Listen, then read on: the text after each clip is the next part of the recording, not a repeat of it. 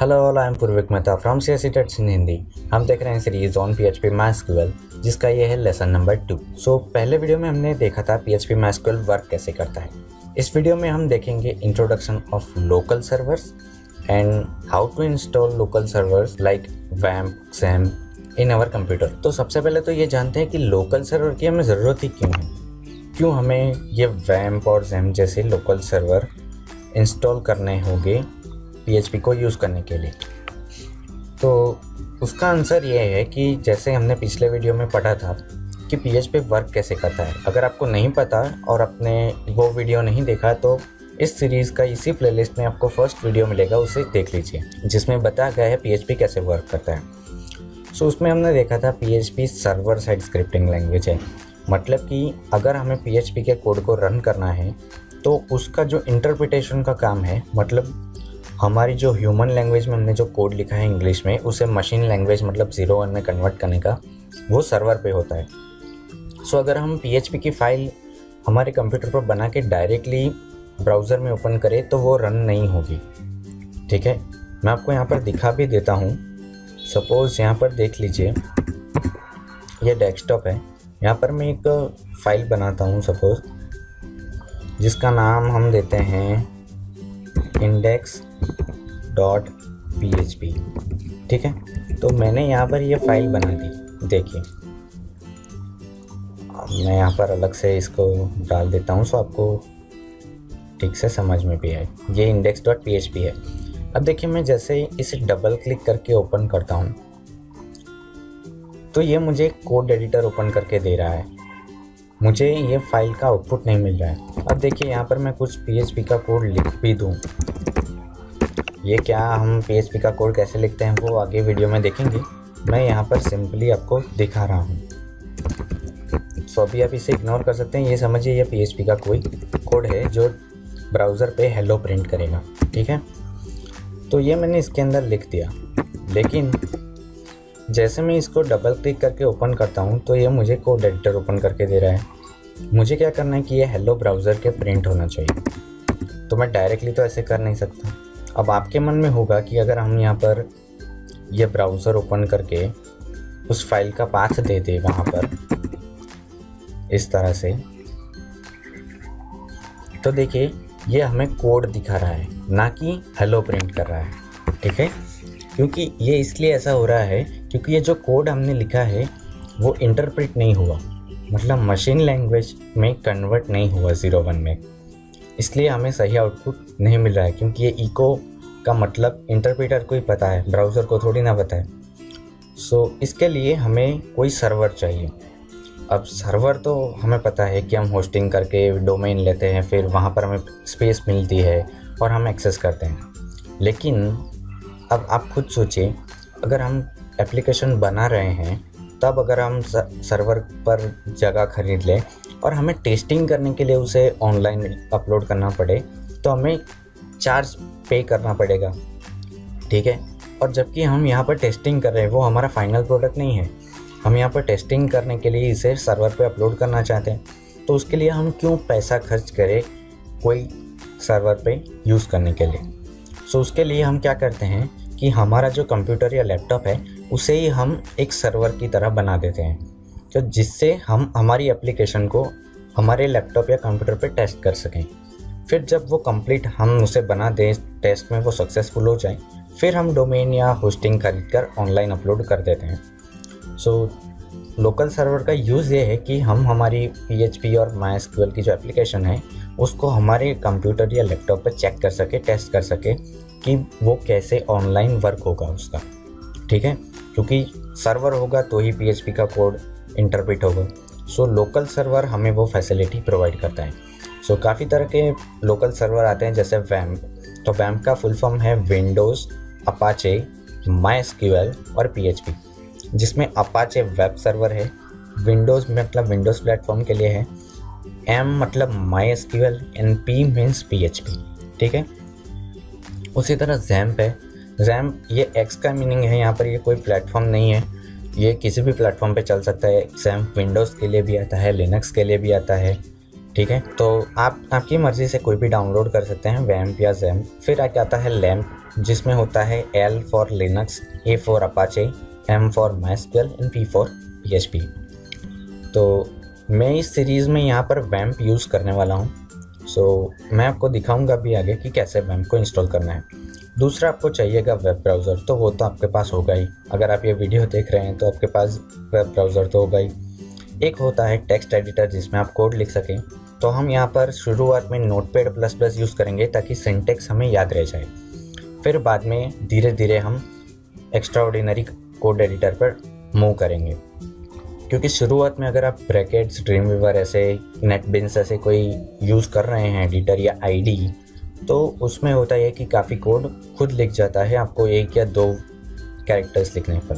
तो उससे क्या है, हमें सिंटैक्स का ठीक से पता नहीं चलता। और फिर कई बार ऐसा होता है कि जब हम क्लाउड पे काम करते हैं या कोई और जगह काम करते हैं जहाँ पर ऐसे एडिटर्स ना हो, तो आपको मुश्किलें हो सकती है। इससे बेटर है हम बेसिक्स से पढ़ रहे हैं, सिंटैक्स याद कर ले, इसलिए हम यूज़ करेंगे Notepad++। ठीक है। तो Notepad++ करने के लिए आपको जाना है ये वेबसाइट पर notepad++.org। आप गूगल में टाइप करके भी पहुँच जाएंगे। इसको आपको डाउनलोड करके इंस्टॉल कर लेना है। सिंपल प्रोसेस है इसका। आप यहाँ से इसको डाउनलोड कर सकते हैं और फिर नेक्स्ट करके आपको सिर्फ इंस्टॉल करना है exe को। फिर वैम्प के लिए जाना है आपको vampserver.com पे। अगर आप ये डोमेन पे जाते हैं vampserver.com पे, और अगर ये वेबसाइट कोई और लैंग्वेज में खुलती है इंग्लिश के सिवा, तो आपको स्लैश करके en लिखना है, जिससे ये इंग्लिश में ओपन हो जाएगी। ठीक है। तो वहाँ पर आपको जाना है ये डाउनलोड सेक्शन में, जहाँ पर आपको ये 4 बटन्स दिखेंगे, जिसमें अलग अलग वर्जन्स दिए गए हैं। एक है 32 बिट के लिए, एक है 64 बिट के लिए। आपका जो ऑपरेटिंग सिस्टम है उसके अकॉर्डिंग आपको इसे डाउनलोड करना है। अब वो आप कैसे पता लगा सकते हैं कि आपको जाना है डेस्कटॉप पे, कंप्यूटर पे, यहाँ पर राइट क्लिक करना है और प्रॉपर्टी में जाएंगे। यहाँ पर आपको दिखा रहा है सिस्टम टाइप। तो यहाँ पर हम देखिए मेरा वहाँ 64 बिट ऑपरेटिंग सिस्टम है। इस तरह आप आपका कंप्यूटर का देख के चेक कर सकते हैं कि आपको कौन सा चाहिए। यहाँ पर जो लेटेस्ट आपको वर्जन दिखाई दे, देखिए यहाँ पर सिर्फ PHP वर्जन का फ़र्क होगा। यहाँ पर 5.6.16 है, यहाँ पर 5.6.15 है। आपको लेटेस्ट डाउनलोड करना चाहिए। आप यहाँ पर लेटेस्ट डाउनलोड कर लें। इस पर क्लिक करने से वैम्प डाउनलोड हो जाएगा। आपको नेक्स्ट करके उसे इंस्टॉल कर देना है। ठीक है। अब देखते हैं जब आप इंस्टॉल कर देंगे तब क्या होगा। जब आप इसे इंस्टॉल कर देंगे तो आपको सबसे पहले उसे स्टार्ट करना होगा। वैम्प सर्वर को स्टार्ट करने के लिए आपको यहाँ पर ऐसे विंडोज़ में अगर सर्च करेंगे तो आपको ये आइकॉन मिलेगा, स्टार्ट वैम्प सर्वर। उसको क्लिक करना है और यहाँ पर यस करेंगे। आप यहाँ पर नीचे देखेंगे ये जो आइकॉन है वो ग्रीन हो जाना चाहिए। यहाँ पर आप देख सकते हैं अगर ये रेड या ऑरेंज है तो ये रन नहीं कर रहा है। तो ये थोड़ा टाइम लेगा, फर्स्ट टाइम 5 या 6 सेकंड, और फिर ये ग्रीन होगा। ग्रीन मतलब कि ये रन हो चुका है। आपको उस पर क्लिक करना है। ठीक है। और वैम्प सक्सेसफुल इंस्टॉल हुआ या नहीं ये देखने के लिए हम यहाँ पर क्लिक करेंगे लोकल होस्ट पर। ठीक है। अब जब हम लोकल होस्ट पर क्लिक करेंगे तो वैम्प सर्वर का ये पेज ओपन होगा, आप देख सकते हैं। तो ये यहाँ पर वैम्प का लोगो भी दिखा रहा है, मतलब हमारा वैम्प सर्वर सक्सेसफुली इंस्टॉल हो चुका है। अब यहाँ पर आप देखना चाहें कि PHP इंस्टॉल हुआ या नहीं, तो आप यहाँ पर देख सकते हैं PHP वर्जन्स लिखा है 5.5.12, और यहाँ पर नीचे टूल्स में एक आपको लिंक दिखाई देगी PHP इन्फो।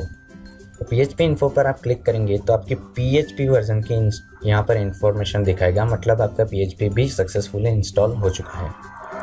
फिर बैक करके आपको अगर देखना है MySQL हुआ या नहीं, तब PHP MyAdmin यहीं पर लिंक है, उस पर क्लिक कीजिए।